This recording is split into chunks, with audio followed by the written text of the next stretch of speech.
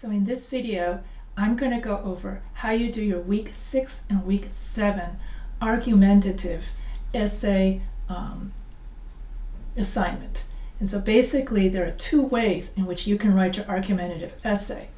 You can either use the alternate method or you can use the block method to write your argumentative essay.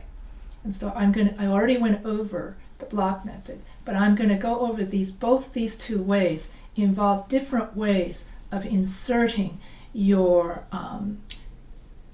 paragraphs, your counter argument and your rebuttal paragraphs into your essay. So you're going to have different ways in which you're going to insert your counter argument and your rebuttal paragraph. So remember, when we have a counter argument and rebuttal paragraph, then we make our essays fair and balanced because we're talking about both sides of an issue. And so without further ado, I'm going to share my screen and we're going to go over how to write. So for your argumentative essay, part 1 and part 2, in week 6, you are going to write in part 1, in week 6, you're going to write your outline and your thesis to your argumentative essay. And in part 2, which is your final draft, you're going to write the final draft of your argumentative essay. And then in week 8, you don't have any writing assignments. You just have a reflection forum to do, and you'll be done with the class. So congratulations on making it this far.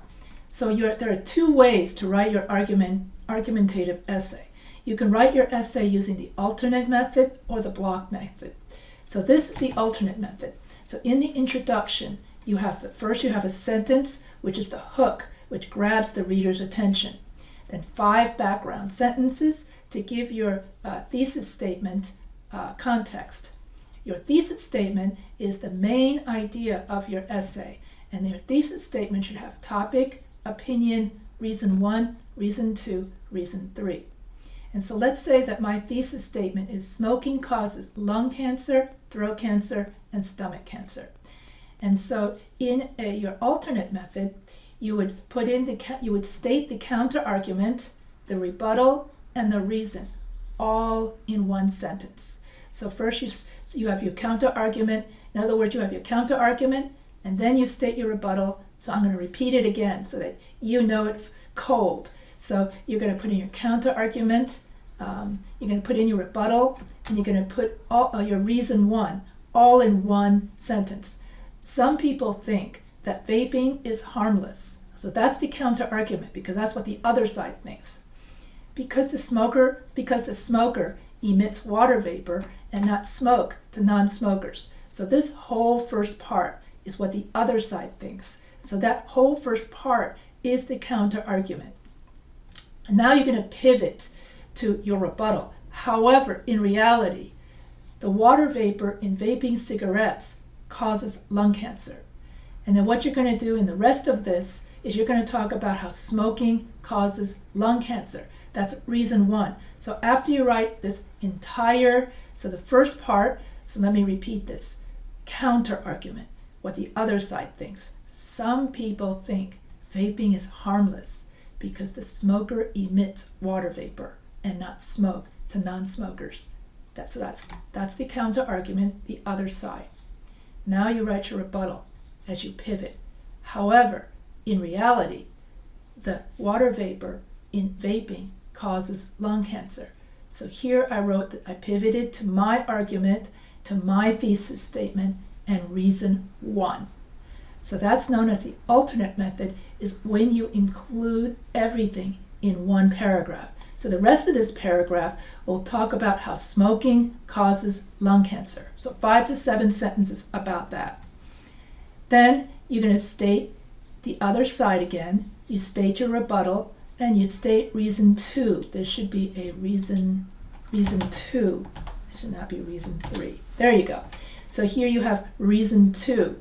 And so here you would say proponents of smoking believe that smoking is glamorous. So that's the counter argument. And now I'm going to pivot to my rebuttal. The evidence shows the contrary. In fact, smoking is not glamorous because it causes throat cancer. Then you're going to write 5 to 7 sentences about how smoking causes throat cancer. Paragraph 4, counter-argument, in which you state the other side. Then you state your rebuttal, and you state reason 3. So here you have the counter-argument. Supporters of flavored cigarettes believe chocolate cigarettes are trendy and fun. So this is what the other side thinks. Then you're going to write, however, the contrary is true. So here you're starting to write your rebuttal and your argument. Smoking is not fun because smoking causes stomach cancer. Then you're going to write 5 to 7 sentences about how smoking causes stomach cancer. Then in your conclusion, you're going to repeat the thesis and you're going to write a call to action, conclusion, in which you're going to convince the reader never to start smoking in the first place. Or if you're already a smoker, you got to quit smoking if you want to live long enough to see your grandchildren get married. Okay, so this is known as the alternate method, because you alternate between the counter-argument, rebuttal, counter-argument, rebuttal, counter-argument, rebuttal. But in a block method, first you write all of the counter-arguments in one paragraph, then you write all of the rebuttal in another paragraph, and then you write your 3 reasons. In other words, in the block method, you separate the counter-argument and the rebuttal from your reasons. Whereas in the alternate method, you combine and blend your counter-argument and rebuttal with your reasons all together. So that if you write a alternate argumentative essay, you're going to end up with 5 paragraphs. And if you write the block method of argumentative, you're going to end up with 7 paragraphs. You simply have a longer paper if you write a block method, and you have a shorter paper if you have alternate method. And so I already went over the block method, I think, in a previous, I think I did it in the week 5, one of the week 5, right after I did the forum one. It's either week 5 or week 6. I now can't remember, but I know I did this already. So that's why I did it second. So here you would write your introduction. So with the block method, so the introduction, in both of these, the introduction is the same. Okay? In both of these, you have the hook. Where's the hook? Oops. Okay, so I missed. Okay, there we go. So in both of these, you have the hook where you grab the reader's attention. Then you have 5 background sentences that introduce or give context to the thesis statement. Then you have your thesis statement is always the last sentence of the first paragraph. And so I know that my students in English 101 have heard that over and over and over again. So your thesis statement is topic plus opinion plus reason 1, reason 2, and reason 3. And then in the block method, the paragraph 2, you put the counter-argument paragraph, in which you state the other side. Then you have the paragraph 3, the rebuttal paragraph, where you pivot to your side of the argument. And then paragraph 4 is reason 1, paragraph 5 is reason 2, paragraph 6 is reason 3, and paragraph 7 is a conclusion. So if I were to give this as an example, I would say some people believe that smoking is glamorous. Other people believe that smoking is totally harmless, especially vaping. And the supporters of vaping believe that vaping is cool because when you smoke and you emit water vapor, so it's harmless to the non-smokers. In addition, smoking is fun and trendy because you can smoke. The vaping cigarettes come in many flavors, such as chocolate or strawberry. So therefore, proponents or supporters or backers of smoking and vaping